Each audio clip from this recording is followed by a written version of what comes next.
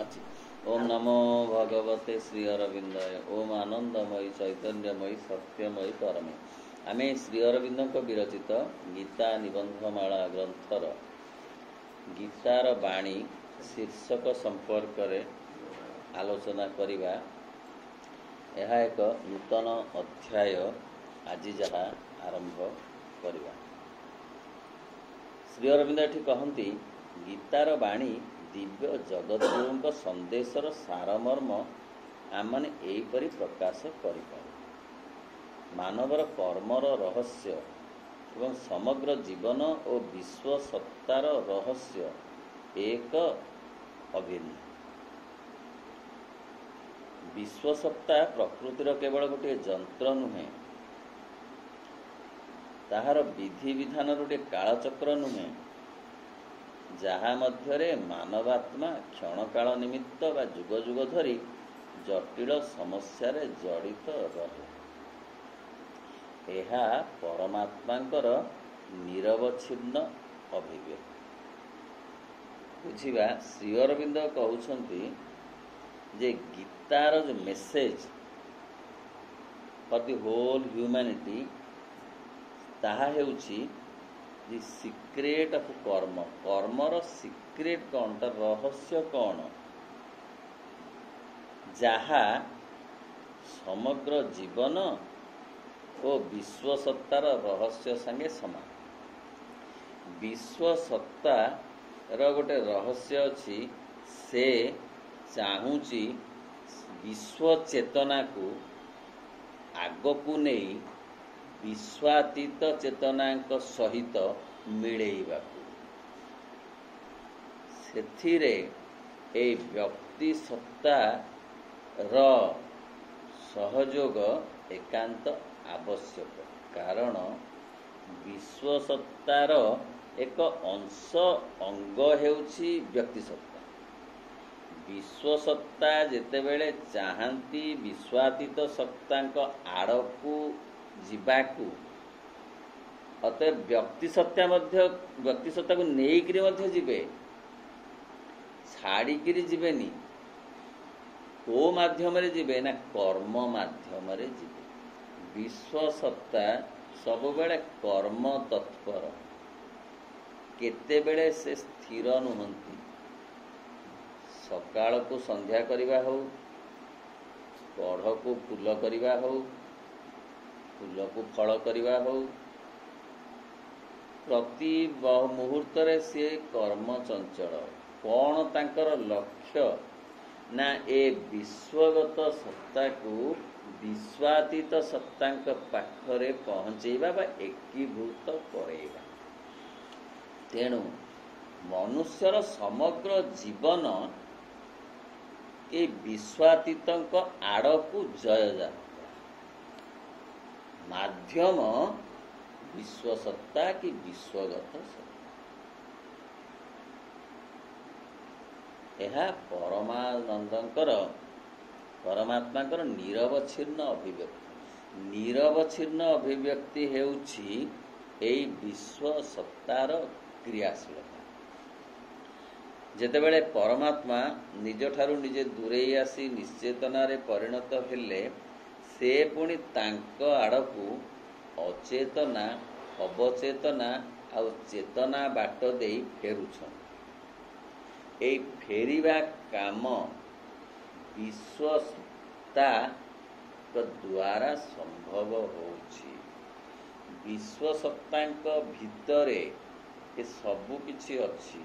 गछ, पथर, पशुपक्षी, मनीष समस्ते अछंती। निरवच्छिन्न जय यात्रा विश्व सत्तार चालीछि बोली प्रमाण ना। पथर थिलारु सिना, पानी थिलारु सिना, माटी थिलारु सिना जेली आसिला कि शिउली आसिला। शिउली थिलारु सिना गछ आसिला बड़। गछपत्र थिलारु सिना जीवजंतु आसिले। जीवजंतु थिलारु सिना मनीष आसिले। ए मनीष थिबारु सिना अति मानव आसिबे। ताहले से जय यात्रा तार चलीछि कि नहीं? मनीष को छाड़ी चलीनी, मनीष को नहीं चली, पशुपक्षी भी नहीं चली। जो जो बाट दे से आसी से कहा को इग्नोर करनी, बरं से आउ आउ कथा से आग को जाऊची। तैयारी करी केवल श्रेष्ठ कथाटा उपरे गुरुत्व देई ताठू कम कथा भावी आउ कहा को छाड़ी दे नहीं। पत्थर तथापि अच्छी, पानी तथापि अच्छी, पशुपक्षी तथापि अच्छंती, गछलता तथापि अच्छंती, मनीष थिले मध्य सेमतिका अतिमानव आसीबे, मनीष थाईकिरी आसीबे। समस्ते अतिमानव हेबेनी, ह्यूमन स्पेसीज रहिबो। जेमती समस्ते मनीष हेलेनी, प्राणी स्पेसीज रहिले। ए जय यात्रा चली कर्मर रहस्य भेद करी। मानव जीवन उद्देश्य केवल जीवन धारण नुहे, यह भगवान को निमित्त अभिप्रेत। अर्थ भगवानंकर इच्छा, भगवानंकर जो चेतना तांक सहित सामिल हबा को मनीष आसीछि। सामिल हेई पारुनी अहं जोगु। मात्र गछपत्र तांक अलक्ष्य हो पछे सामिल अछंती, पशुपक्षी तांक अलक्ष्य हो पछे सामिल अछंती। चढ़ई को जेते चेष्टा कले ता थंट भितर देले मध्य से रात्रि खाइबनी, जमा ढोकिबनी, जमार ढोकिबनी। काहेकि ना से नियम मानिकी अच्छी, सी जोड़ी होकर अच्छी। मनीष जोड़ी होकर ना, तेणु मनीष पाई एते कष्ट करने को पड़ुची। भगवान को कष्ट कले हैं से क्लांत नुहंती। किए क्लांत नुहंती, बहुत धैर्यर सहित से अपेक्षा करी रहंती। तिक्त विषाक्त दानव सेव्य उपचार विदूरित हेबा पर्यंत। काहेकि ना सबुठु बेसी से भल पाती मनीष को।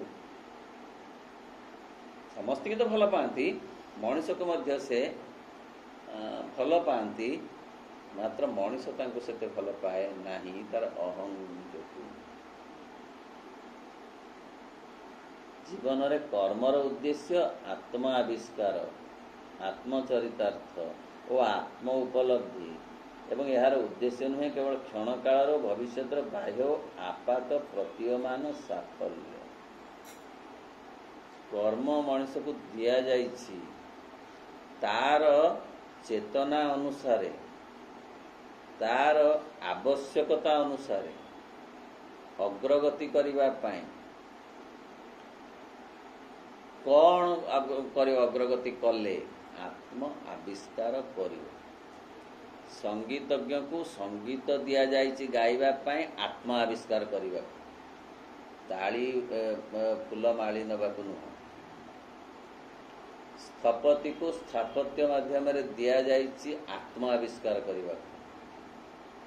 शिक्षक को शिक्षकता माध्यम रे दिया जाइछि आत्म आविष्कार करिबा।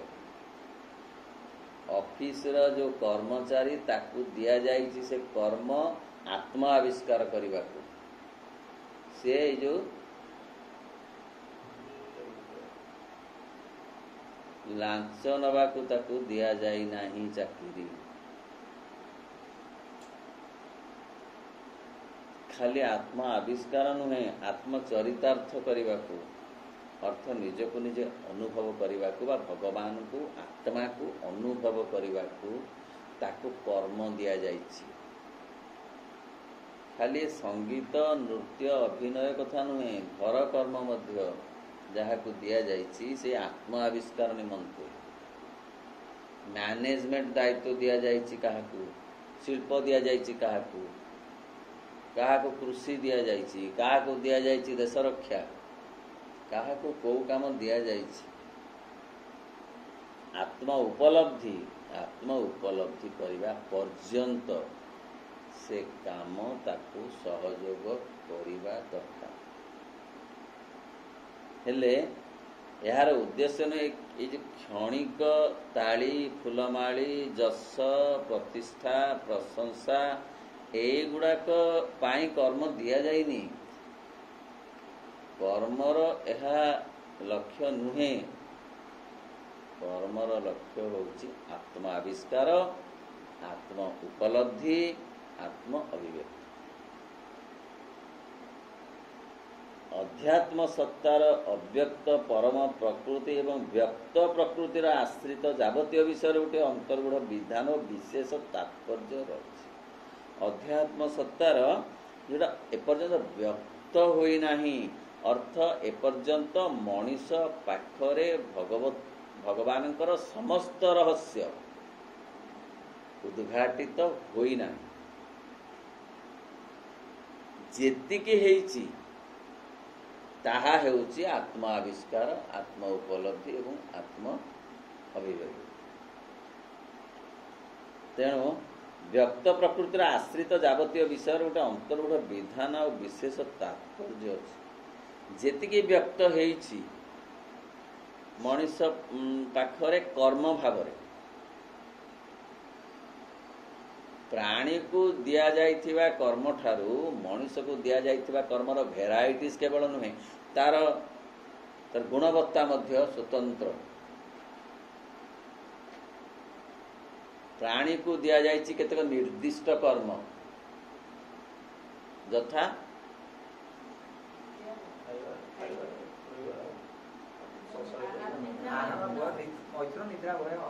ଦିଆଯାଇଛି। ତାକୁ ଟାଇପିଂ ଦିଆଯାଇନି, ତାକୁ ମୋବାଇଲ ଅପରେଟିଂ ଦିଆଯାଇନି, ତାକୁ ସଙ୍ଗୀତ ଦିଆଯାଇନି, ତାକୁ ଗପ ଲେଖିବା ଦିଆଯାଇନି, ତାକୁ ନୃତ୍ୟ ଦିଆଯାଇନି। ନା ଆଜ୍ଞା ମର୍କଟ ନୃତ୍ୟ କରୁଛନ୍ତି, ସେ ମର୍କଟ ନୃତ୍ୟ ଶିଖିକି ସେ ନୃତ୍ୟ କରୁଛନ୍ତି, ଜାଣିକି ନୃତ୍ୟ କରୁଛନ୍ତି। ତେଣୁ ତାକୁ ଏ କାମ ଦିଆଯାଇନି। କିନ୍ତୁ ମଣିଷକୁ କେତେ କାମ ଦିଆହେଇଛି, କେତେ ପ୍ରକାରର କାମ ଦିଆହେଇଛି। ଯାବତୀୟ କର୍ମ ଯଥାର୍ଥ ସତ୍ୟ ତାରି ଉପରେ ନିର୍ଭର କରେ ବୋଲି ପ୍ରଭୁ କହୁଛନ୍ତି। ପ୍ରସଙ୍ଗ କ୍ରମେ ଅଜ୍ଞତାର ଛଦ୍ମବେଶରେ ତ୍ରୁଟିପୂର୍ଣ୍ଣ ଭାବରେ ମାନବର ମନ ଓ ତାହାର କ୍ରିୟାଧାରର ବାହ୍ୟ ଦୃଶ୍ୟ ରୂପରେ ଏହା ଭୂମିକା ଗ୍ରହଣ କରିପାରେ। ତେଣୁ ଯେତିକି ଅଜ୍ଞତାର ଛଦ୍ମବେଶରେ ମଣିଷ ଅଛି, ତଥାପି ତାର କର୍ମକୁ ସିଏ ଭଗବାନଙ୍କ ପାଇଁ କରୁଛି ବୋଲି ଯଦି ଭାବିକିରି କରେ, ତାହେଲେ ତା ପାଇଁ କର୍ମର ଯଥାର୍ଥତା ରହିବ। ସୁତରାଂ କର୍ମର ସର୍ବୋଚ୍ଚ ତ୍ରୁଟିହୀନ ମହତ୍ ବିଧାନ ହେଲା ନିଜର ଉଚ୍ଚତମ ଓ ଅନ୍ତର୍ଗୂଢ଼ ସତ୍ତାର ସତ୍ୟ ଆବିଷ୍କାର କରିବା ଏବଂ ତାହା ସହିତ ସଂଯୁକ୍ତ ରହି ପ୍ରାଣ ଧାରଣ କରିବା ଏବଂ ଅନ୍ୟ କୌଣସି ବାହ୍ୟ ଆଦର୍ଶର ଧର୍ମ ଅନୁସରଣ ନ କରିବା। ତେଣୁ କର୍ମ କେମିତି କରିବ ନା, ବାହାର ଚାକଚକ୍ୟ ଆଡ଼ମ୍ବର ଦେଖେଇ ହେବା, ନିଜକୁ ପ୍ରଶଂସିତ କରିବା ପାଇଁ କି ଚେଷ୍ଟା କରିବା, ଏଇଗୁଡ଼ାକ ପାଇଁ ତାକୁ କାମ ଦିଆଯାଇନି। ତେଣୁ ଅନ୍ୟ କୌଣସି ଆଦର୍ଶକୁ ସେ ଗ୍ରହଣ କରିବନି। ଅନ୍ୟ କୌଣସି ଆଦର୍ଶ ମାନେ ଯଶ ଅର୍ଜନ, ପ୍ରତିଷ୍ଠା ଅର୍ଜନ, ସମସ୍ତେ ପ୍ରଶଂସା କରିବେ, ଏଇ କାମଟା କଲେ, ଏଇଥିପାଇଁ ଦିଆଯାଇନି। ଏଗୁଡ଼ାକ ବାହାର କଥା, ଏଗୁଡ଼ାକ ଅଧିକା କଥା। ପ୍ରକୃତ କର୍ମ ଦିଆଯାଇଛି ତାକୁ ଚେତନାର ବିକାଶ ନିମନ୍ତେ। ଏହା ନ ଘଟିବା ପର୍ଯ୍ୟନ୍ତ ସମଗ୍ର ଜୀବନ ଓ ତାର ସକ୍ରିୟତା ଅସମ୍ପୂର୍ଣ୍ଣ ରହେ। ତାହା ଗୋଟିଏ କଷ୍ଟକର ବ୍ୟାପାର, ଗୋଟିଏ ସଂଘର୍ଷ, ଗୋଟିଏ ସମସ୍ୟା ରୂପେ ରହେ। ଯେତେବେଳେ ପର୍ଯ୍ୟନ୍ତ ଭଗବାନଙ୍କ ସହିତ କାମ ଯୋଡ଼ି ହେଇନି, ଭଗବାନଙ୍କ ପାଇଁ କର୍ମ କରୁଛି ବୋଲି ମନରେ ଧାରଣା ଭାବନା ଚିନ୍ତା ଚେତନା ଆସିନି, ସେ ପର୍ଯ୍ୟନ୍ତ ସମସ୍ୟା ରହିବ। ସମସ୍ୟା ସେ ପର୍ଯ୍ୟନ୍ତ ତମକୁ ଛାଡ଼ିବ ନାହିଁ, କାରଣ ଅହଂ ଯୋଡ଼ି ହେଇଛି କାମରେ। ଅହଂ ବାଟ ଦେଇ ସମସ୍ୟା ପଶି ଆସିବ। କେବଳ ନିଜ ଯଥାର୍ଥ ଆତ୍ମାର ଆବିଷ୍କାର ଦ୍ୱାରା ଏବଂ ତାହାର ଯଥାର୍ଥ ସତ୍ୟ ଯଥାର୍ଥ ବାସ୍ତବତା ଅନୁସାରେ ଜୀବନ ଯାପନ କରିବା ଦ୍ୱାରା ହିଁ ଉକ୍ତ ସମସ୍ୟାର ପରମ ସମାଧାନ ହୋଇପାରେ।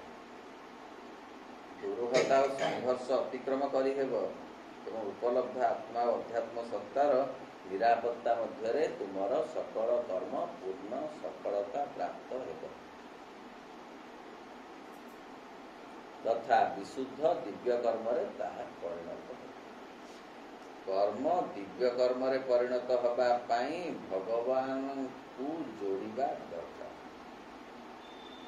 ନହେଲେ ସମସ୍ୟା ଆସିବ ହିଁ ଆସିବ। ଆଉ ଯେତେ ପ୍ରକାରେ ସମସ୍ୟାକୁ ସମାଧାନ କରିବାକୁ ଚାହିଁଲେ ବାହାର ଦିଗରୁ, ତାହା ସମାହିତ ହେବ ନାହିଁ। ଯେପରି ଗୋଟେ ଜ୍ୱର ହେଲେ ପାରାସିଟାମଲ ଖାଇ ଖାଇ ଖାଇ ଖାଇ ଜ୍ୱର ପ୍ରକୃତରେ ଭଲ ହେବନି, କମିଯିବ, କମି ଯାଇପାରେ। ତାର ଅସଲ ମେଡିସିନ ଦେଲେ ଜ୍ୱର। ଠିକ୍ ସେହିପରି ଏ ଯେଉଁ କଥା ଯାହା ସବୁ ଆମେ ଅହଂ ହେଉଛି, ସେହିପରି ଗୋଟିଏ କଥା ଯାହାଦ୍ୱାରା ସମସ୍ୟା ବଢ଼ିବ, କମିବନି। ବହୁତ ପ୍ରଶଂସା ପାଇଲେ ଜଣେ ଭଲ କବି ହବ, ତାର କିଛି ମାନେ ନାହିଁ। ସେ କବିତା ଲେଖିବନି ପ୍ରଶଂସା ପାଇବାକୁ, ସେ ସଙ୍ଗୀତ ଗାଇବନି ତାଳି ପାଇବାକୁ। ନା ତାହେଲେ କ'ଣ କେହି ତାଳି ମାରିବେନି? ମାରନ୍ତୁ ତାଳି, କିଛି ଅସୁବିଧା ନାହିଁ, ଭଲ। ଆଉ ତାଳି କାହିଁ କମିଗଲା ବୋଲି କହିବା? ସତେ ଯେମିତି ସେ ଆର୍ଟିଷ୍ଟ ଆସିଛି ଗୋଟେ ତାଳି ପାଇବାକୁ ବୋଲି, ଆଉ ଜଣେ କହିଦଉଛି ଟିକେ କାହିଁକି ଉଣା ଧରୁଛି, ସଭାରେ ତାଳି ବୋଲି ବାଜିଲା। ଏଇ ପାଇଁ ସଭା ହେଇନି। ସୁତରାଂ ନିଜ ଆତ୍ମାର ଜ୍ଞାନ ଲାଭ କର, ଗୀତାର ଏହି ମହତ୍ ବାଣୀ। ମଞ୍ଜ କଥା, ମୂଳ କଥା, ଆଉ ସବୁ ବେଢ଼ଣ, ଖାଦ୍ୟ ବସ୍ତ୍ର ବାସଗୃହ ଡିଗ୍ରୀ ଚାକିରି ଯଶ ପ୍ରଶଂସା ହୁଳୁହୁଳି, ଏ ସବୁ ବେଢ଼ଣ। ପ୍ରକୃତରେ ମଞ୍ଜ କଥା ହେଉଛି ଆତ୍ମାର ଆବିଷ୍କାର, ଆତ୍ମାକୁ ଖୋଜିବା। ମନ ଭିତରେ ପ୍ରଶ୍ନ ଆସିବ, ତାହେଲେ ମଞ୍ଜ ଗୁଡ଼ାକ କାଢ଼ି ଫୋପାଡ଼ି ଦେବା କି ନାଇଁ? ମଞ୍ଜ ଗୁଡ଼ାକ କାଢ଼ି ଫୋପାଡ଼ି ଦେଲେ, ଏଇ ଭୁଲ କହିଲି, ବେଢ଼ଣ ଗୁଡ଼ାକ କାଢ଼ି ଫୋପାଡ଼ି ଦେବା କି ନା ବେଢ଼ଣ ଗୁଡ଼ାକ କାଢ଼ିଦେଲେ ମଞ୍ଜ କୋଉଠି ରହିବ? କଦଳୀ ଗଛର ମଞ୍ଜଟା କ'ଣ ଖାଲି ରହିବ ବେଢ଼ଣ ଗୁଡ଼ାକ କାଢ଼ିଦେଲେ? ହେଲେ କ'ଣ ବେଢ଼ଣ ଗୁଡ଼ାକ କିଏ ରାନ୍ଧିକିରି ଖାଏ? ସେହିପରି ନିଜ ଆତ୍ମାର ଜ୍ଞାନ ଲାଭ କର, ତୁମର ଯଥାର୍ଥ ଆତ୍ମାକୁ ଭଗବାନ ରୂପେ ଏବଂ ଅନ୍ୟ ସକଳ ଆତ୍ମା ସହିତ ଏକ ଅଭିନ୍ନ ରୂପେ ଉପଲବ୍ଧି କର। ତୁମର ଆତ୍ମାକୁ ଭଗବାନଙ୍କର ଅଂଶ ରୂପେ ହୃଦୟଙ୍ଗମ କର। ଗୀତାର ଏ ମାର୍ଗଦର୍ଶନ ସାରା ମାନବ ଜାତି ପାଇଁ, ଯେ ଆତ୍ମାକୁ ଆଗ ଉପଲବ୍ଧି କରିବାକୁ ଆମେ ଆସିଛୁ, এই কথা জানিলা পরে বুঝি হব যে ଆମେ ସେ କାର୍ଯ୍ୟ କରିପାରୁ କି ନପାରୁ, ଆଜିକାଲି ଶୁଣିବାର ଜାଣିବାର ବୁଝିବା ନ ବୁଝି ପଛେ ଜାଣିଲୁ ଯେ ହଁ ଏଇଥିପାଇଁ ଆମେ ଆସିଛୁ।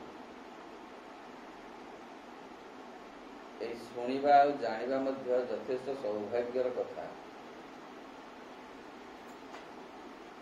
ଯାହା ହୃଦୟଙ୍ଗମ କଲ, ସେହି ଜ୍ଞାନ ସାହାଯ୍ୟରେ ଜୀବନ ଧାରଣ କର।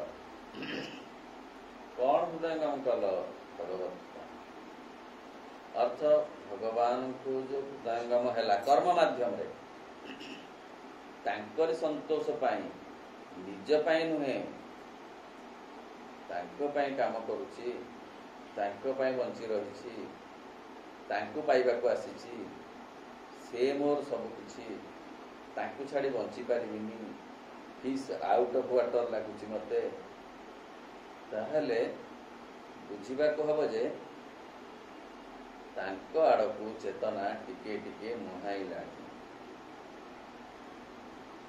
आध्यात्मिक प्रकृति रे निवास कर तांको आड़ी की मुह फेराइले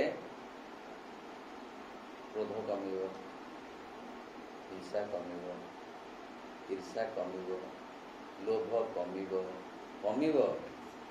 कहीं आलुआ आड़क आम जिते जीवा अंधार सेते सेते आमको छाड़ा को बाध्य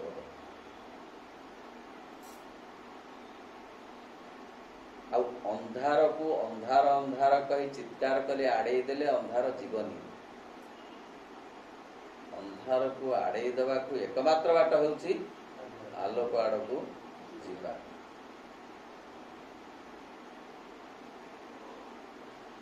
निजर परम आध्यात्मिक प्रकृति रे निवास कर भगवान को सहित संयुक्त हुआ एवं भगवत सादृश्य लाभ कर भगवान को सादृश्य से परी हुआ तांको परी हबाकू मनीष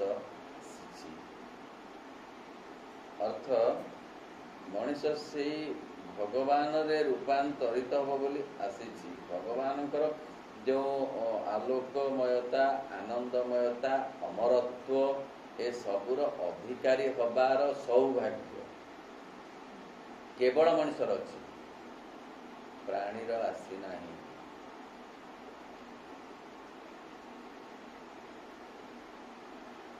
सर्वप्रथमे तुमर समस्त कर्म प्रभु कहते यज्ञ स्वरूप उत्सर्ग कर यज्ञ कौन देईदवा समर्पण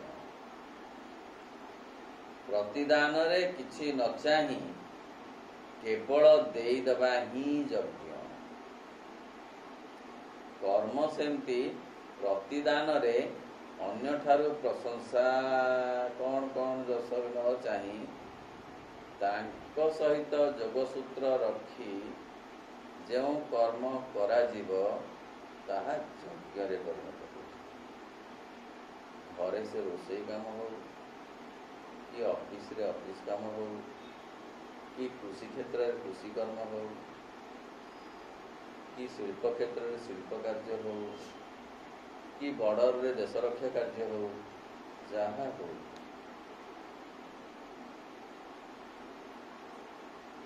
निवेदन कर से सर्वातीत अद्वितीय ठारे जे कि तुम मध्य जगत रे विराजमान रही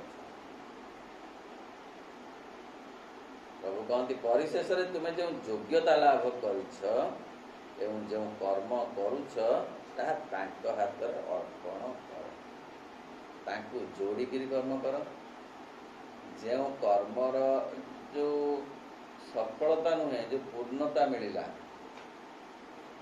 ताकु मध्य तांकु ही दियो अर्थ ए कर्म तमे देइथिल शक्ति देइथिल आग्रह देइथिल परिवेश देइथिल सुजोग देइथिल ए सब तमे देइथिल सब तमर अहं देइनी जाहिर करूची देइची बोली बुझी गलिनी से किछि देई पारेनी बिंदुए रक्त तैयारी करिवार क्षमता अहंग्र नाही किंतु से कहे मु सब किछि कर देई पारिबी तेणु ए जो जीवन चिंता आर्ट ऑफ लिविंग गीता रे अछि पुण्य कथा नुहे बड़ कथा से पुण्य कथा अच्छी नुहे बड़ कथा पलायन आदौ नहीं ବରଂ ଅଛି କର୍ମ ମାର୍ଗ, କର୍ମବାଦ। ସେ କର୍ମବାଦ ଅହଂ ଭିତ୍ତିକ ନୁହେଁ। କର୍ମବାଦ ଭଗବାନଙ୍କୁ ନେଇ କର୍ମ, ଭଗବାନଙ୍କ ପାଇଁ କର୍ମ, କର୍ମର ଫଳ ମଧ୍ୟ ଭଗବାନଙ୍କୁ ସମର୍ପଣ କରିବାର କର୍ମ। ପ୍ରଭୁ କହନ୍ତି ଯଦ୍ୱାରା ପରମ ବିଶ୍ୱଗତ ଭଗବାନଙ୍କର ସଂକଳ୍ପ ତୁମ ଦ୍ୱାରା କାର୍ଯ୍ୟକାରୀ ହେବ। ତାଙ୍କର ଗୋଟେ ପରମ ସଂକଳ୍ପ ଅଛି। ଏ କେଡ଼େ ଗଭୀର, କେଡ଼େ ସୂକ୍ଷ୍ମ କଥା, ଯାହା ଆମେ ଶୁଣିବାର ସୁଯୋଗ ପାଇଛୁ। କାରଣ କେବଳ ଜୀବନକୁ ଆମେ ସ୍ଥୂଳ ଦିଗରୁ ଦେଖି ଦେଖି ଏମିତି ଅଭ୍ୟସ୍ତ ହେଇଛୁ ଯେ ଭାବିଛୁ ଜୀବନ ହିଁ କେବଳ ସ୍ଥୂଳତାରେ ରହିଛି। କିନ୍ତୁ ଯେତିକି ସ୍ଥୂଳ କଥା ଅଭିବ୍ୟକ୍ତ ହେଇଛି ଏ ଜଗତରେ ଓ ଜୀବନରେ, ମଣିଷ ଜୀବନରେ, ତାଠୁ ବହୁ ଅଧିକ କଥା ସୂକ୍ଷ୍ମତଃ ଅଛି, ଯାହା ଆମ କଳ୍ପନାରେ ପର୍ଯ୍ୟନ୍ତ ଆସିନାହିଁ। ବାସ୍ତବତା ତ ଦୂରର କଥା। ଅତି କମରେ ଗୋଟେ କଥା ଆମେ ଯଦି ବୁଝିବା ଯେ କାରଣ ଜଗତ ବୋଲି ଗୋଟେ ଜଗତ ଅଛି, ଯାହା କାର୍ଯ୍ୟ ଜଗତ ଠାରୁ ବେଶୀ ଦୂରରେ ନାହିଁ, ମାତ୍ର ସେ ସମ୍ପର୍କରେ ଆମର କୌଣସି ଧାରଣା ନାହିଁ। କାରଣ ଜଗତରେ ଯାହା ଘଟେ ତାହା ହିଁ କାର୍ଯ୍ୟ ଜଗତରେ ପ୍ରତିଫଳିତ ହୁଏ ଏବଂ ଘଟେ। କାର୍ଯ୍ୟ ଜଗତରେ ଘଟିଲା ପରେ ଆମେ ଜାଣୁ ଘଟିଲା, କିନ୍ତୁ କାରଣ ଜଗତରେ ତାହା ଯେ ଆଗରୁ ଘଟି ସାରିଥିଲା ତାହା ଆମେ ଜାଣିପାରୁନା। ଯେକୌଣସି କଥା କେତେ ଜଣ କୋଉଠି କୋଉ କଥା ଶୁଣିବେ, କୋଉଠିକି ଯିବେ, କଣ ହବ କଣ ନାହିଁ, ସବୁ କଥା କାରଣ ଜଗତରେ ହିଁ ଅଛି ଆଗରୁ। ତେଣୁ ତୁମ ଦ୍ୱାରା ତାଙ୍କର ଗୋଟେ ସଂକଳ୍ପ ଅଛି, ଯୋଉ କଥାଟା ଆମେ କରିପାରନ୍ତେ କରିପାରୁନି। କଣ ସେ ସଂକଳ୍ପ? ନା କହୁଛି, କଥାକୁ କହୁଛି, ଶିବ ହଉଛନ୍ତି ସବୁଠୁ ବଡ଼ ସଙ୍ଗୀତଜ୍ଞ। ତାଙ୍କଠୁ ବଳି ସଙ୍ଗୀତଜ୍ଞ କେହି ନାହାନ୍ତି। କହୁଛି ଭଗବାନ ଚାହାନ୍ତି ସଙ୍ଗୀତ ସେଇ ସ୍ତରକୁ ଯାଉ। ମଣିଷ ଦ୍ୱାରା ଖାଲି ସଙ୍ଗୀତ ନୁହେଁ। କବି ଭାର୍ଗବ ବୋଲି କବି ଗଣେ ମୁଁ ଭାର୍ଗବ ବା ବ୍ୟାସଦେବ, ଆମେ ଯଦି କହିବା ଉଦାହରଣ ଯେ ସେମିତି କବିତ୍ୱ ସେ ପର୍ଯ୍ୟନ୍ତ ଯାଆନ୍ତା ବୋଲି କିଏ ଚାହୁଁଛନ୍ତି? ଭଗବାନ ଚାହୁଁଛନ୍ତି। ସେହିପରି ସୌନ୍ଦର୍ଯ୍ୟ, ଆନନ୍ଦ, ଆଲୋକ, ମଧୁରତା, ମାଦକତା, ସୁକୁମାରତା ସବୁ ସେ ତାଙ୍କ ପରି ହୁଅନ୍ତା, ସିଏ ଚାହିଁଲା ପରି ହୁଅନ୍ତା, ହଉନାହିଁ। କାରଣ ମଝିରେ ଅହଂ କରେଇ ଦଉନାହିଁ।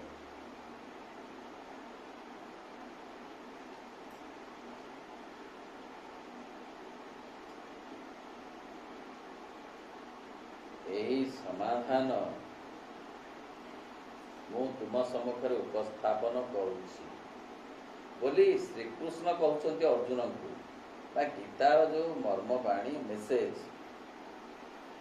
ଏବଂ ପରିଶେଷରେ ତୁମେ ଜାଣିପାରିବ ଯେ ଏହା ଛଡ଼ା ଅନ୍ୟ କୌଣସି ସମାଧାନ ନାହିଁ।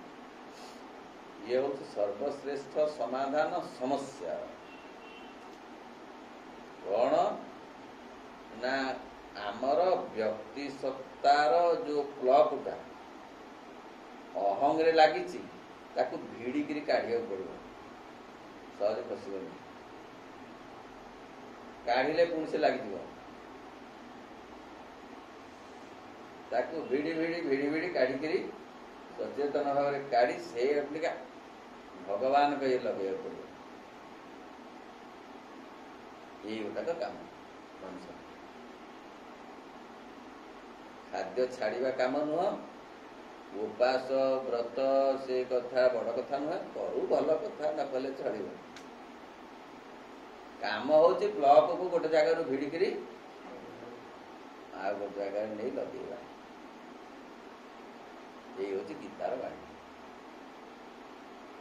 ଯାହା କାମ କରୁଛ କର, ଯୋଉଠି ଅଛ ରହ, ଖାଲି ପ୍ଲଗଟାକୁ ଭିଡ଼ିକିରି ଆଉ ଥାଏ ଲଗାଅ।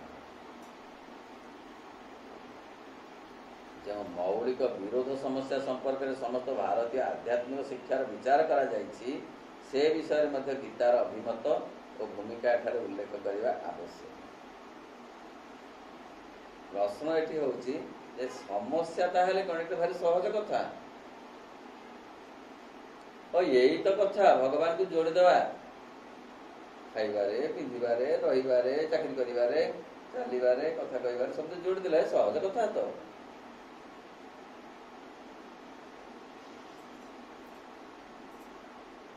ପ୍ରଭୁ କହୁଛନ୍ତି ଆମମାନ କିନ୍ତୁ ସହଜ ହଉନାହିଁ। କାହିଁକି ନା ଆମମାନଙ୍କ ଅନ୍ତରରେ ଏବଂ ସମସ୍ତଙ୍କ ଅନ୍ତରରେ ଭଗବତ ଉପଲବ୍ଧି ସହଜ ବିଷୟ ନୁହେଁ। ଏ ବିଷୟରେ ଆମମାନଙ୍କ ମନରେ ସ୍ପଷ୍ଟ ଧାରଣା ଥିଲେ ମଧ୍ୟ ଏହି ଜ୍ଞାନକୁ ଆମମାନଙ୍କ ଚେତନାର ଉପାଦାନ କରିବା ଏବଂ ଆମମାନ କର୍ମଧାର ନିର୍ଭରତା ଏହାରି ଉପରେ ସମ୍ପୂର୍ଣ୍ଣ ଭାବେ ସ୍ଥାପନ କରିବା ସହଜ ବିଷୟ ନୁହେଁ।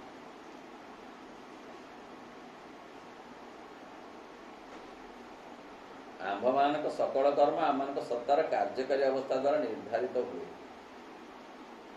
ଆମ ସତ୍ତା ଯେପରି ଅଛି ସିଏ ସେଇପରି କର୍ମଧାରାଟି ହବ। କର୍ମଟା ଭଲ, କିନ୍ତୁ ତା ଭିତରେ ମିଶିଯିବ ଆମ ସତ୍ତାର ବିଷାକ୍ତ ବ୍ୟବସ୍ଥା। ସଙ୍ଗୀତଟି ଭଲ, ଦେବଭୋଗ୍ୟ, କିନ୍ତୁ ତା ଦେହରେ ମିଶିଛି ଅହଙ୍କାର। ସେ ହେଇଯାଇଛି ଯେତେ ଅମୃତମୟ ହେବା କଥା ସେ ହେଇପାରୁନି। ଅଫିସ କାମଟି ଅମୃତମୟ ହେବା କଥା କିନ୍ତୁ ହଉନାହିଁ। କାହିଁକି? ତା ଦେହରେ ଟିକେ ବିଷାକ୍ତ ମିଶିଯାଏ।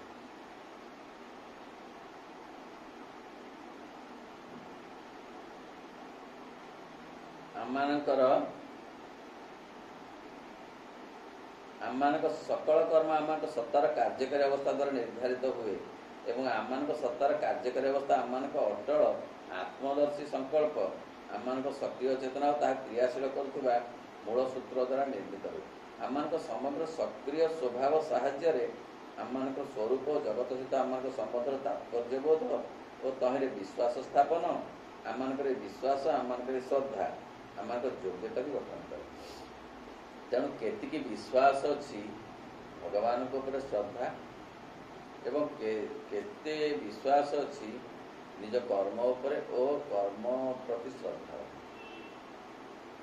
ଶ୍ରଦ୍ଧାର ସହିତ କର୍ମ କରିବା ଆଉ ଯାନ୍ତ୍ରିକ ଭାବରେ କର୍ମ କରିବା ଆଉ ବିରକ୍ତିରେ କର୍ମ କରିବା ଏକା କଥା ନୁହେଁ। ଶ୍ରଦ୍ଧା ଆସିବା ଦରକାର। ମୋତେ ଏଇ କାମ ମିଳିଛି, ମୁଁ ଶ୍ରଦ୍ଧାର ସହିତ କରିବି।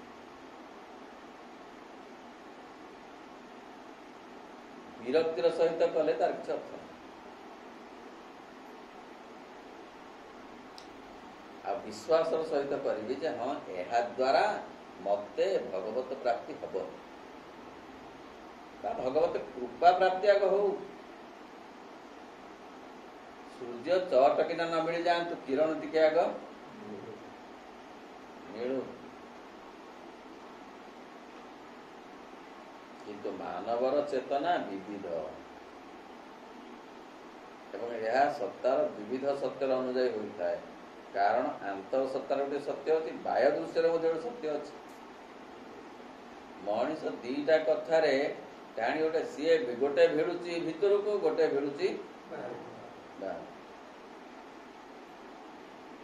ପଶୁକୁ ଏତେ ଭିଡାଭିଡି, ତାକୁ ଯାହା ସେ ମନା କରିଦେଇଛନ୍ତି ସେ ମାନିକିରି ଚଳୁଛି, ତାର ଗୋଲମାଲ ନାହିଁ। ଯାହା ମନା କରିଛନ୍ତି ମଣିଷକୁ, ସେ ତାକୁ ନିଜରେ ସେ କରିବ। ତ କଣ ଆଉ ଦେଖିବା କଣ ହବ। ମଣିଷ ପଶୁରୁ ବି ହୀନ। ସେ ମାନିବାକୁ ପ୍ରସ୍ତୁତ ନୁହେଁ କୌଣସି ନୀତି ନିୟମ କିଛି ମାନିବାକୁ ପ୍ରସ୍ତୁତ ନୁହେଁ। ସେ କହୁଛି ନିୟମଟା ଭାଙ୍ଗିବାଟା ହିଁ ତାର ମଣିଷ ପଣିଆ। ତାର ମହତ୍ଵ। ଅହଂକାର ରହୁଛି। ହେଲେ ତାର ଗୋଟେ ଆନ୍ତର ସତ୍ତାର ସେ ଖୋଜୁଛି ଭିତରେ ଭଗବାନଙ୍କୁ, ତାଙ୍କ ଆଡକୁ ଟିକେ ଯାଉଛି, କିନ୍ତୁ ଏତେ ବାହାରକୁ ତାକୁ ଭିଡ଼ି ଦଉଛି ଅହଂ ଯେ ସେ ପୁଣି ବହୁତ ପଳେଇ ଆସୁଛି ପଛକୁ। ଟିକେ ଯାଉଛି ଯଦି ହାତେ ଯାଉଛି ଭିତରକୁ 10 ହାତ ଆସୁଛି, ହେଲେ ପ୍ଲସ ମାଇନସ କ୍ୟାନସେଲ ହେଇକିରି ଆଉ ରହିଲାଣି 9 ହାତ ପଛକୁ। ଏମିତି ଏମିତି ହେଇ ଜନ୍ମ ପରେ ଜନ୍ମ ବିତି ଯାଉଛି, ସେ ପହଞ୍ଚି ପାରୁନାହିଁ। ଏହା ମଧ୍ୟରୁ କୌଣସି ଗୋଟିକରେ ଜୀବନ ଯାପନ କଲେ ତଦନୁସାରେ ମନୁଷ୍ୟ ମାନବୀୟ ଅଜ୍ଞତାରେ ମନୋମୟ ପ୍ରାଣୀ ରୂପେ କିମ୍ବା ଦିବ୍ୟ ଜ୍ଞାନରେ ପ୍ରତିଷ୍ଠିତ ଏକ ଅଧ୍ୟାତ୍ମ ସତ୍ତା ରୂପେ ବାସ କରୁ। ଯଦି କେବଳ ବାହାରେ ରହିବ ଗୋଟେ ମନୋମୟ ପ୍ରାଣୀରେ ପରିଣତ ହବ। ଯଦି ଭିତରକୁ ଯାଇପାରନ୍ତା ଗୋଟେ ଦିବ୍ୟ ଜୀବନ, ଦିବ୍ୟ ପ୍ରାଣୀ ହୁଅନ୍ତା। ମଣିଷ କଣ କରିଛି ନା ଗୋଟେ ମଝିରେ ରହିଯାଉଛି, ଅର୍ଧ ପଶୁ ଅର୍ଧ ମାନବ ରହିଯାଉଛି। ତେଣୁ ତା ପାଇଁ ବେଶୀ ଦରକାର ପଡୁଛି ଟ୍ରେନିଂ, ବେଶୀ ଦରକାର ପଡୁଛି ତା ପାଇଁ କି ପରିବେଶ। ସିଏ ଏଇ ଯୋଉ ଯୋଗ ସାଧନା କଥା କୁହାଯାଉଛି, ଏଯାବତ୍ ଆମର ଧାରଣା ଅଛି ଯେ ଭଗବାନଙ୍କ କଥା ଶୁଣିବା ପଢିବା ଗୋଟେ ଅଧିକା କଥା।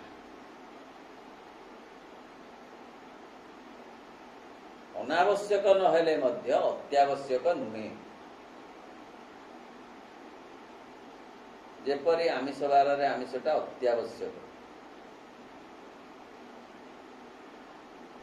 ସେମିତି ଅତ୍ୟାବଶ୍ୟକ ଭଗବାନଙ୍କ କଥା ନୁହେଁ। ହେଲେ ଚଳିବ, ନହେଲେ ବି ଆହୁରି ଭଲ ଚଳିବ। ଏଇ ଯୋଉ କଥା, ଏମିତି ସ୍ଥିତିରେ ମଣିଷ ରହିବ। କିଏ ଯେତେବେଳେ ଭିତରୁ କହୁଛି ଭଗବାନ ହିଁ ଦରକାର, ନହେଲେ ଦୁଃଖ ଯିବନି, ସମସ୍ୟା ଯିବନି, ଅନ୍ଧାର ଯିବନି, ଅସୁବିଧା ଯିବନି, କିଏ ଜଣେ କହୁଛି ଅତଏବ ଟିକେ ଯିବା ଭଗବାନଙ୍କ ଆଡ଼କୁ ଯିବା। ଆଉ କିଏ ତାଠୁ ବଳଶାଳୀ ହେଲା ଭଳି ଜଣା ପଡୁଛି ଏବଂ କହୁଛି ଯେ ସେ କିଛି କରିବେ ନାହିଁ, ସେ କାହାର କିଛି କରିନାହାନ୍ତି, ଦେଖି ଯାଉନୁ ସବୁ ବୁଝେଇ ଦଉଛି, ସେ କିଛି କରନ୍ତିନି। ବରଂ ତୋ ଯେତିକି ବାହୁବଳ ଅଛି, ତୋର ବୁଦ୍ଧିବଳ ହଟା, ତାକୁ ଦେଖିବୁ। ଠିକ କଥା କହିଲା, ଏଇ ଗୋଟିକ ଠିକ ମୋର ବନ୍ଧୁ। ଆରେ ମୋର ବାହୁବଳ ବୁଦ୍ଧିବଳ, ମୁଁ ତ କେତୁଙ୍କୁ ବେଙ୍ଗଳା ଏକାଠି ପକେଇଦେବି ମୋର ଦୁର୍ବୁଦ୍ଧି ବଳରେ। ମୁଁ ଏଠି କଣ କହୁଛି ଯିବି ଭଗବାନଙ୍କ ଆଡକୁ? ସିଏ ତ ସହଜେ ଟଳିବେନି, ଅଟଳ ମହାମେରୁ, ତାଙ୍କୁ କଣ ମୁଁ ଆଶ୍ରା କରିବି? ଠିକ ଠିକ ଚାଲ। ତାଙ୍କୁ ପୁଣି କେତେ ଜଣ କବି କହିଦେଲେ, କଣ ବୁଝେଇଦେଲେ, ତାହେଲେ କାହିଁକି ଶୁଣୁଛ? ସିଏ ପରା ବଳିଠୁ ସବୁତକ ଧନ ନେଇକିରି ରଖିଥିଲେ, କଳା ଧନ, ସେଗୁଡାକ କେତେବେଳେ ଧର ଆଗୁଳ ହବ ବୋଲି ଏ ଦରିଦ୍ର ବ୍ରାହ୍ମଣ ଗଲାରୁ ହାବୁଡେଇ ଦେଲେ। ହେଲେ ଯା ନେଇଯା, ଏକମୁହାଁ ହେଇଯିବୁ, କାହାକୁ ଚାହିଁବୁନି, କିଛି କହିବୁନି। ସେ ତ ଦରିଦ୍ର ଥିଲା, ସେ ଦୌଡ଼ିଲା ନେଇକି ପଳେଇ।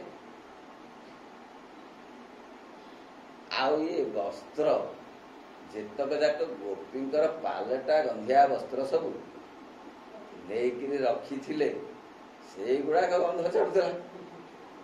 ତାକୁ କାହାକୁ ଦେବେ ବୋଲି ସେ ଦ୍ରୌପଦୀ ବିକଳ ହେଲା ବେଳକୁ ତାକୁ ଦେଇ ଦେଇଛନ୍ତି। ଦେଇଦେଲେ। ଏଇ ପରା ଭଗବାନ। ଠିକ ଠିକ।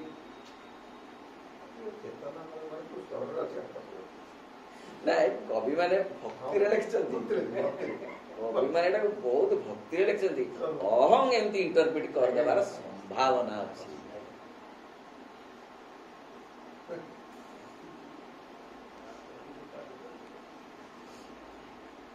एकमात्र प्रकृति ही बहिरंगीय सत्तार सत्य। प्रकृति प्रकृत ये जो अहम कथाटी ये भी से भगवानंकर एक विभव विभाग एक रूप। से आउ गोटे जगह आसिक भगवान को विरोध करूनी, किंतु सेमिति गले जाई हबनी। प्रकृति जदि न विरोध करिव ताहाले से गति प्रगति रे परिणत हबनी। जदि पवन विरोध न करिव गाड़ी चलीबनी, गाड़ी चली पारिबनी। पवन को माइनस कर देले गाड़ी पड़ जीव। कहीं ना गाड़ी समर्थ हेनी बिना पवन रे एपर्यंत चलिबा। तेणु पवन आवश्यकता अच्छी, किंतु पवन को अतिक्रम करवा रू गाड़ी चली केते किलोमीटर रे जाउछि ना एति 40 माने कोन ताकू पवन जेतिकी विरोध करूछि ताकू से अधिक ताकू अतिक्रम करूछि बोली 40 रे जाउछि। जदि से सेतिकी अतिक्रम न करता से निजा जाई परंता। तेणु अहंर आवश्यकता अच्छी थिला, किंतु वर्तमान आ ना कहीं ना भगवान स्वयं आसी हाथ बढ़े। हाथ भगवान बढ़े, आमे हाथ बढ़े पारुनु। आमे जदि हाथ बढ़ांतु ताले अहंर काम सरीगलानी। से आउ एते क्रियाशील हो पारंता नहीं।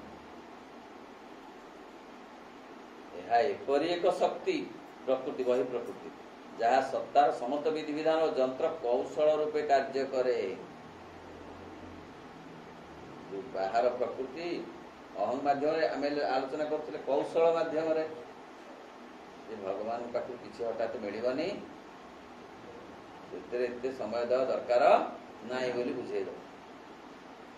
यह आम मन और इंद्रियर विषयभूत जगत को सृष्टि करे बहिर्प्रकृति। आउरी मध्य शक्ति सृष्ट जीव तार आवास एवं वास्तव इंद्रिय गोचर जगत सहित संबंध स्थापन उपाय स्वरूप मन और इंद्रिय समूह सृष्टि करे। तेणु इंद्रिय माने ही एई प्रकृतिर माध्यम होई आमको एपरी भाव परिचालना कर। बाह्य दृश्यमान जगत रे आत्मा मन प्राण और शरीरधारी मनुष्य प्रकृति द्वारा सृष्ट जीव सदृश प्रतिमान हुए। प्रकृति द्वारा ही प्रकृत रे मनुष्य बाह्य प्रकृति द्वारा परिचालित होउछि, अंत प्रकृति द्वारा परिचालित होई पारु नाही जेते हबा कथा। अन्यान्य मनुष्य सहित देह प्राण मनर पार्थक्य हेतु एवं विशेषतः निजर अहंभाव हेतु मनुष्य मध्य पारस्परिक पार्थक्य निर्मित हुए। मनुष्यर अहं बुद्धि ताहा पाई निर्मित एक सूक्ष्म जंत्र कौशल जहाँ साहाय्य से ही समस्त पार्थक्य वैषम्य तीव्र भाव में निज चेतना राज्य समर्थन कर। अहं को नहीं मनीष बंची, अहं तार नेतृत्व नौची, अहं बाट छाड़ू ना आग को जीवा भगवान आड़ को जीवा। से समस्त पार्थक्य वैषम्य तीव्र भाव चेतना राज्य समर्थन करें और तहिरे निज चेतना केन्द्रीभूत करें। सर्वत भाव तार मनमय सत्ता और तार क्रिया एवं ताहार देह प्राण स्वाभाविक क्रियाधारा सुस्पष्ट भाव तार स्वधर्म द्वारा निर्धारित हुए। तार जो स्वधर्म निजर स्वतंत्र जो स्वधर्म अच्छी देहर गोटे स्वधर्म अच्छी आलस्य हो जड़ता हो प्राणर गोटे स्वधर्म से धरिक मनुष्य चली भगवान को आदर्श करी ମୂଳ କରି ଏପର୍ଯ୍ୟନ୍ତ ପୂର୍ଣ୍ଣ ଭାବରେ ଜାଣିପାରି ନାହିଁ। ଏହା ସ୍ୱଧର୍ମର ବହିର୍ଭୂତ ହୋଇପାରେ ନାହିଁ। କିଏ ବ୍ୟକ୍ତି ସତ୍ତା ମଣିଷ ଅନ୍ୟ କୌଣସି ରୀତିରେ କ୍ରିୟାଶୀଳ ହୋଇପାରେ ନାହିଁ। ଆଉ ଯୋଉ ବାଗରେ ତାକୁ ପକେଇଲେ ସେ କଣ ସେଇ ତାରି ସ୍ୱଧର୍ମ ଦେହ ପ୍ରାଣ ମନର ସ୍ୱଧର୍ମରେ ହିଁ ସେ ଚାଲିବ। ଅବଶ୍ୟ କେତେକ ପରିମାଣରେ ସେ ତାର ବ୍ୟକ୍ତିଗତ ଇଚ୍ଛାର ସ୍ୱାଧୀନତା ତାର ଅହଂର ଅଭିପ୍ରାୟ ଗ୍ରହଣ କରିଥାଏ। ହଁ, ଅହଂର ଅଭିପ୍ରାୟ ସେ ଗ୍ରହଣ କରୁଛି। ଅହଂ ତାକୁ ଯେମିତି ବୁଝଉଛି କିଛି ସେ ଗ୍ରହଣ ହିଁ କରୁଛି। ହେଲେ ତାରି ଭିତରେ ସେ ଅହଂକୁ ଅତିକ୍ରମ କରିବାର ସାମର୍ଥ୍ୟ ମଧ୍ୟ ତାର ଅଛି। କାହିଁକି ନା ଶରୀରର ସ୍ୱଧର୍ମ ସିନା ବହିର୍ଦୃଷ୍ଟିରୁ ଜଡ଼ତା ଆଳସ୍ୟ, କିନ୍ତୁ ତାର ଅନ୍ତଃ ଦୃଷ୍ଟିରୁ ଶରୀରର ସ୍ୱଧର୍ମ ହେଉଛି ଦିବ୍ୟ ଶରୀରରେ ପରିଣତ ହେବାକୁ ଆଗ୍ରହ ପ୍ରକାଶ କରିବା। ହେଲେ ସେ ଆଗ୍ରହ ଯେ ବେଳେ ବେଳେ ସେ ପ୍ରକାଶ ନ କରୁଛେ କଥା ନୁହେଁ, କିନ୍ତୁ ସେ ଆଗ୍ରହଟା ତାର ରହୁନାହିଁ। ଅହଂ ଦ୍ୱାରା ତାହା କମି ଯାଉଛି କି ତାହା ହ୍ରାସ ପାଇଯାଉଛି। ଅନ୍ୟ କୌଣସି କିନ୍ତୁ ଯଥାର୍ଥରେ ସ୍ୱାଧୀନତାର କୌଣସି ମୂଲ୍ୟ ନାହିଁ। କାରଣ ତାର ଅହଂ କେବଳ ଏପରି ଏକ ବୋଧ ଯାହା ତାହାକୁ ପ୍ରକୃତିରେ ରଚିତ ପରିବର୍ତ୍ତନଶୀଳ ମନ ପ୍ରାଣ ଶରୀର ସହିତ ଅଭିନ୍ନତା ପ୍ରତିଷ୍ଠାରେ ସାହାଯ୍ୟ କରେ। ତେଣୁ ଅହଂ ତାକୁ ଏଭଳି ଭାବରେ ବାନ୍ଧି ରଖିଛି ଯେ ତାର ସ୍ୱାଧୀନତା ସେମିତି ନାହିଁ। ମଣିଷର ସ୍ୱାଧୀନତା ଏପର୍ଯ୍ୟନ୍ତ ଆସିନାହିଁ। କୋଉଥିରୁ? ଅହଂରୁ ସ୍ୱାଧୀନ ଆସିନାହିଁ। ତାର ଅହଂ ପ୍ରକୃତିର କ୍ରିୟାଧାର ଗୋଟେ ପରିଣାମ ମାତ୍ର। ସେ ଗୋଟେ ପରିଣାମ, ତାର ଅଛି ଆବଶ୍ୟକତା ଥିଲା, ମାତ୍ର ତାର ଅହଂର ସ୍ୱଭାବ ଅନୁସାରେ ତାର କର୍ମର ଅଭିପ୍ରାୟ ନିୟନ୍ତ୍ରିତ ହୁଏ। ହେଲେ ମଣିଷର କର୍ମ କୌଣସି ଅହଂ ଦ୍ୱାରା ପ୍ରକୃତରେ ହେଉଛି। କର୍ମଟା ବର୍ତ୍ତମାନ ଚାଲିଛି, ଯୋଉ କାମ ଯେ କରୁଛି ସେ ତା ଦେହରେ ଅହଂକୁ କେନ୍ଦ୍ର କରି କରୁଛି, ଭଗବାନଙ୍କୁ ଯୁକ୍ତ କରି କରୁନାହିଁ। ଏବଂ ତଦନୁସାରେ ସେ କାର୍ଯ୍ୟ କରିବାକୁ ବାଧ୍ୟ ହୁଏ। ସେ ଅନ୍ୟ କୌଣସି ଧାରାରେ କାର୍ଯ୍ୟ କରିପାରେ ନାହିଁ। ତାହେଲେ ଏହା ହିଁ ମନୁଷ୍ୟର ନିଜ ସମ୍ବନ୍ଧରେ ସାଧାରଣ ଚେତନା, ଏହା ହିଁ ତାହାର ନିଜ ସତ୍ତା ଉପରେ ବିଶ୍ୱାସ ଯେ ସେ ପ୍ରକୃତିର ଗୋଟିଏ ସୃଷ୍ଟ ଜୀବ, ଗୋଟିଏ ପୃଥକ ଅହଂ ଯାହା ଅନ୍ୟମାନଙ୍କ ସହିତ ଜଗତ ସହିତ ଯାହା କିଛି ବାହ୍ୟ ସମ୍ବନ୍ଧ ସ୍ଥାପନ କରିଥାଏ ବୋଲି ପ୍ରଭୁ କହୁଛନ୍ତି। ପ୍ରକୃତିର ପରିବେଶ ମଧ୍ୟରେ ଅନୁମୋଦନୀୟ ଏବଂ ମାନବର ଅସ୍ତିତ୍ୱ ସକାଶେ ପ୍ରକୃତିର ଅଭିପ୍ରାୟ ଓ ବିଧାନ ଅନୁଯାୟୀ ସେ ତାହାର ଯାବତୀୟ ସଂକଳ୍ପ, ବାସନା ଓ ମାନସିକ ଧାରଣାର ତୃପ୍ତି ସାଧନ କରେ ଏବଂ ତଦ୍ୱାରା ନିଜର ଯାହା କିଛି ଉନ୍ନତି ସାଧନ କରିଥାଏ। ପ୍ରକୃତରେ ସେ ଉନ୍ନତି କରୁଛି, ବହୁତ କମ୍ କରୁଛି। ତାକୁ ଯେତିକି ବିଧାନ ତା ପାଇଁ ଅଛି ସେତିକି ବିଧାନରେ ସେ ସୁଯୋଗ ନେଇପାରୁନାହିଁ। ପ୍ରକୃତି ଚାହୁଁଛି ତାକୁ ଆଗକୁ ନେବାକୁ, ପୁଣି ଅନ୍ତଃ ପ୍ରକୃତି ବାହ୍ୟ ପ୍ରକୃତି ତାକୁ ରୋକି ଦଉଛି, ତାକୁ କହୁଛି ଯେ ବାହ୍ୟ ପ୍ରକୃତିକୁ ଅତିକ୍ରମ କରିବା ପାଇଁ। ଯିଏ ବାହ୍ୟ ପ୍ରକୃତିକୁ ଅତିକ୍ରମ କରି ଅନ୍ତଃ ପ୍ରକୃତିକୁ ଅନୁସରଣ କରିବା ଫଳରେ ଅଗ୍ରଗତି କରିପାରିବ, ତାର ଜୀବନ ସେତିକି ସାର୍ଥକ ହେବ। ବାହ୍ୟ ପ୍ରକୃତିକୁ ଅତିକ୍ରମ କରିବ, ମାତ୍ର ଅବମାନନା କରିବ ନାହିଁ।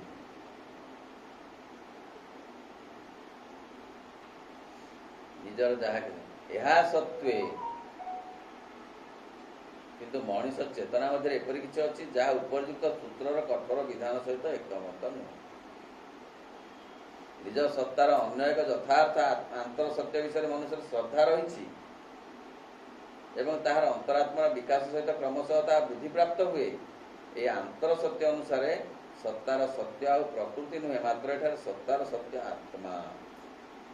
ସେ ଆଉ ଏ ପ୍ରକୃତି ଉପରେ ଗୁରୁତ୍ୱ ଦବନି, ବାହ୍ୟ ପ୍ରକୃତି ଉପରେ, ସେ ଆତ୍ମା ଉପରେ ଗୁରୁତ୍ୱ ଦବ। ସେ ନିଜକୁ ଏକ ଆତ୍ମା ଭାବରେ ବିଚାର କରିବ, ଯାହା ଉପନିଷଦରେ ଅଛି।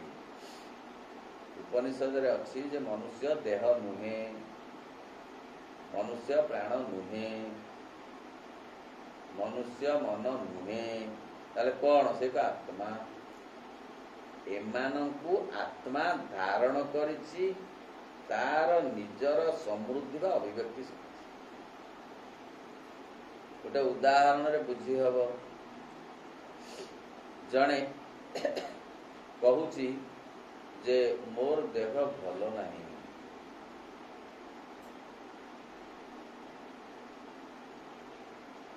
ଆଉ ଜଣେ କହୁଛି ଯେ ମତେ ଭୋକ ହଉଛି। ଆଉ ଜଣେ କହୁଛି ଯେ ମୋର ମନଟା ଆଜି କେମିତି ଗୁଡ଼େଇ ତୁଡ଼େଇ ହଉଛି। ହେଲେ ତିନୋଟି ଯାକ କଥାରେ ମୁଁ ଅଛି କି? ବୁଝିଗଲାନି? ମୋର ଦେହ ଭଲ ନାହିଁ, ମୁଁ ଦେହ ଭଲ ନାହିଁ କିଏ କହୁଛି?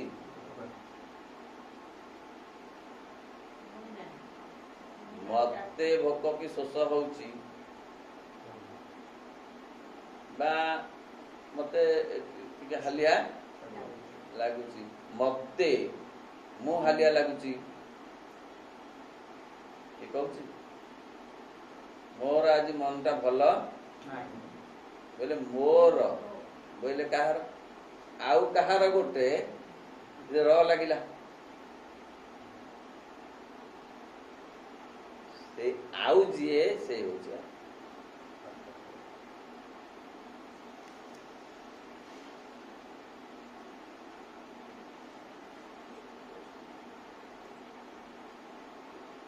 ସେଇ କେବଳ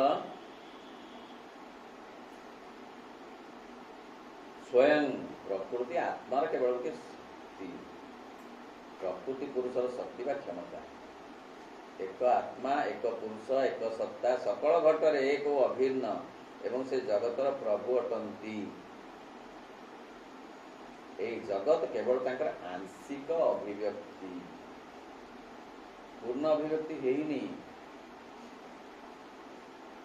ଯେତେ ସୌନ୍ଦର୍ଯ୍ୟ ଆମେ ଦେଖୁଛୁ ପୂର୍ଣ୍ଣ ସୌନ୍ଦର୍ଯ୍ୟ ନୁହେଁ। ଯେତେ ବାସ୍ନା ଆମେ ଫୁଲର ଅନୁଭବ କରୁଛୁ ସେ ପୂର୍ଣ୍ଣ ବାସ୍ନା ନୁହେଁ, ଆହୁରି ଅନେକ ରହିଯାଇଛି ଅଭିବ୍ୟକ୍ତ ହବାକୁ। ସେହି ପୁରୁଷ ହିଁ ପ୍ରକୃତିର ତାର କ୍ରିୟାଧାରାର ସମର୍ଥକ ଅନୁମନ୍ତା। ସେ ସବୁ ଅନୁମୋଦନ କରିଛନ୍ତି ବୋଲି ଏତିକି କଥା ଅଭିବ୍ୟକ୍ତ ହେଇଛି।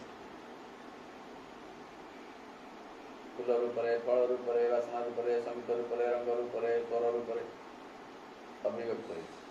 ଆହୁରି ଅନେକ ରହିଯାଇଛି ଅଭିବ୍ୟକ୍ତ ହୋଇନାହିଁ।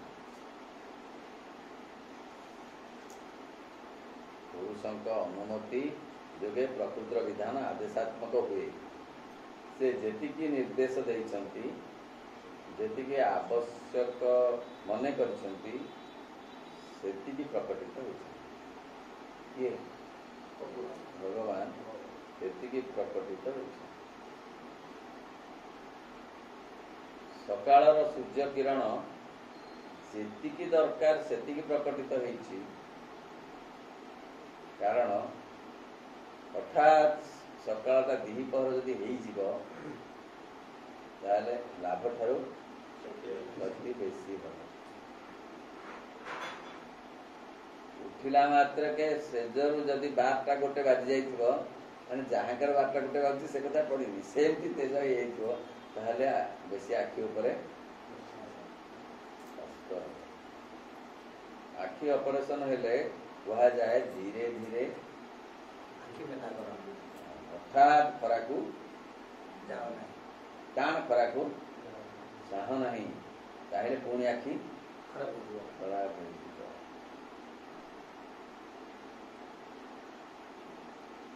ଏବଂ ପ୍ରକୃତିର ଶକ୍ତି ତାର କାର୍ଯ୍ୟ ପ୍ରଣାଳୀ ଫଳପ୍ରଦ ହୁଏ। ପ୍ରକୃତିର ଅନ୍ତରସ୍ଥ ପରମ ପୁରୁଷ ହିଁ ଜ୍ଞାତା ଅଟନ୍ତି। ସେ ପ୍ରକୃତିକୁ ଆଲୋକ ଦାନ କରନ୍ତି। ପ୍ରକୃତି ତାଙ୍କ ଦ୍ୱାରା କ୍ରିୟାଶୀଳ, ତାଙ୍କ ନିର୍ଦ୍ଦେଶରେ ପରିଚାଳିତ। ନା ଆଜ୍ଞା, ପ୍ରକୃତି ବୋଲେ ନିମ୍ନ ପ୍ରକୃତି କ'ଣ ତାଙ୍କରି ନିର୍ଦ୍ଦେଶନା? ହଁ। ନା ହିଂସା କ'ଣ ତାଙ୍କରି ଠାରୁ? ନା ହଁ। ଘୃଣା କ'ଣ ତାଙ୍କର ଥୁଆ ହେଇଛି? ନା ହଁ। ସେ ପ୍ରେମମୟ, ତାଙ୍କଠାରୁ ଲୀଳା ପାଇଁ ସେ ନିଜେ ଦୂରେଇ ଦୂରେଇ ଯାଇ ତାଙ୍କ ପ୍ରେମ ଘୃଣାରେ ପରିଣତ ହେଉଛି।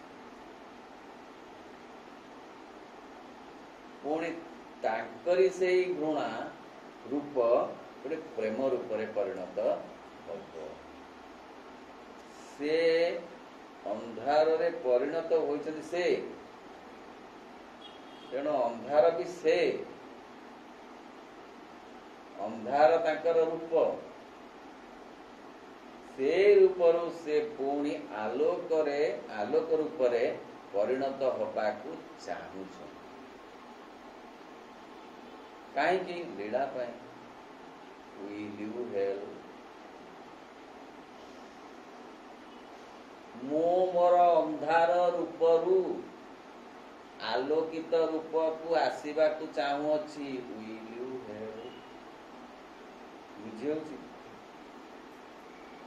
ଅନ୍ଧାର ମୋର ଶତ୍ରୁ ନୁହେଁ, କିନ୍ତୁ ମୁଁ ଅନ୍ଧାରରେ ରହିବାକୁ ଆଉ ଚାହୁଁନାହିଁ। ନା ଆପଣ ତ ହେଇଛନ୍ତି, ନା ମୁଁ ହେଇଛି ବୋଲିକି ଚାହୁଁନି। ଆଉ ମୁଁ ପୁଣି ବର୍ତ୍ତମାନ ଆଲୋକିତ ରୂପ ହେବାକୁ ଚାହୁଁଛି। Are you ready? ମତେ ସହଯୋଗ କରିବ କି?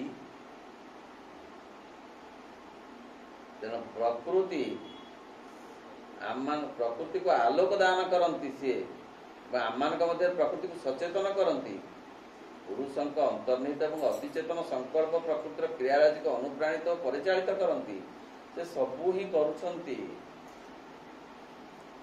ସିଏ ତାଙ୍କ ଆଡକୁ ସେ ଆଣନ୍ତି, ସିଏ ତାଙ୍କ କଥା ଶୁଣାନ୍ତି, ସିଏ ତାଙ୍କ କଥା ଜଣାନ୍ତି, ସିଏ ତାଙ୍କର କଣ କିଏ ଖାଇବ ନ ଖାଇବ, ପିନ୍ଧିବ ନ ପିନ୍ଧିବ, ସିଏ ହିଁ ତାକୁ କଣ କରନ୍ତି, ଯୋଉ ଅନୁମୋଦନ କରନ୍ତି, ଆପ୍ରୁଭ କରନ୍ତି। ଭାଇ ଭଲ ଆପ୍ରୁଭ କରନ୍ତି, ସେ ଆପ୍ରୁଭ କରିବେ। ଅହଂ ଆପ୍ରୁଭ କରେନି, ଅହଂ ଗୋଲମାଲ କରେ। ସେଇ ଗୋଲମାଲକୁ ଅତିକ୍ରମ କରିବା ହିଁ ମଣିଷ କାର୍ଯ୍ୟ। ନା ଏଇଟା ଖାଇବିନି, ନା ଖାଇବିନି। ଅହଂ କହୁଛି ମାଗେଣା ମିଳୁଛି, ଆଉ ମିଳିବ କି ନାହିଁ ସନ୍ଦେହ। ଯାହା ଖାଇଯା। ନା ନା ନା ନା, ଏଇ ହଉଛି ସଂଘର୍ଷ। ଜୀବନର ଅନ୍ୟ ନାମ ସଂଘର୍ଷ। ମାନବର ଆତ୍ମା ଭଗବାନଙ୍କର ଏକ ଅଂଶ ଏବଂ ଭଗବାନଙ୍କ ନିସର୍ଗରେ ଅଂଶଗ୍ରହଣ କରେ। ସତରେ ସିଏ ଆମ ଭିତରେ ରହି ଆମକୁ ଧରି ରଖିଛନ୍ତି, ପରିଚାଳନା କରିବାକୁ ଚାହୁଁଛନ୍ତି, କିନ୍ତୁ ଆମେ ପରିଚାଳିତ ହେଉନାହୁଁ ତାଙ୍କ ଦ୍ୱାରା। ତତ୍ ସତ୍ତ୍ୱେ ଆମକୁ ସେ ଧରି ରଖିଛନ୍ତି। ନିଶ୍ୱାସ ପଟକିନି ବନ୍ଦ କରି ଦଉନାହାନ୍ତି। ଯଦି ତୁ ମୋ କଥା ହେଲେ ନ ମାନୁଛୁ, ଅହଂର ଏତେ ତୁ ହେଇଛୁ ବନ୍ଧୁ, ତାହେଲେ ତୋର ବିଶ୍ୱାସ ବନ୍ଦ କରିଦେବି। ବିଶ୍ୱାସ ବନ୍ଦ କରି କଥା କହୁନାହାନ୍ତି, ତଥାପି ଭଲ ପାଆନ୍ତି, ବୁଝଉଛନ୍ତି, ବତଉଛନ୍ତି, କେତେ କେତେ ଧୈର୍ଯ୍ୟର ସହିତ ଅପେକ୍ଷା କରିଅଛନ୍ତି। ପ୍ରକୃତି ନିଜର ଗତିବିଧି, ଆମମାନଙ୍କ ପ୍ରକୃତି ଆମମାନଙ୍କ ଆତ୍ମାର ଅଭିବ୍ୟକ୍ତି, ଆତ୍ମାର ଅନୁମୋଦନ ଯୋଗୁଁ ପ୍ରକୃତି କ୍ରିୟାଶୀଳ ହୁଏ। ପ୍ରକୃତିରେ ଆମେ ଯୋଉ ପ୍ରକୃତି ତାଙ୍କ ଆଡ଼ିକି ଯାଉଛୁ, ଯୋଉ ପ୍ରକୃତି ଅନୁସାରେ ଆମର ଯୋଉ ପ୍ରକୃତି ଅଛି, ସମସ୍ତ ପ୍ରକୃତି ସମାନ ନୁହେଁ। ପ୍ରକୃତି ତ୍ରିଗୁଣାତ୍ମିକା। କାହାର କୋଉ ପ୍ରକାର ପ୍ରକୃତି, ଯାହାକୁ ଯୋଉ ପ୍ରକୃତି ଯେତେବେଳେ ଯେମିତି ଦରକାର ତାକୁ ଦିଆଯାଇଛି, କିନ୍ତୁ କୁହାଯାଇଛି ଯେ ଦେଲେ ମଧ୍ୟ ଏଇ ଗୋଟିକୁ ସବୁବେଳେ ତୁ ଧରି ରଖିବନି, ଅତିକ୍ରମ କରିବୁ।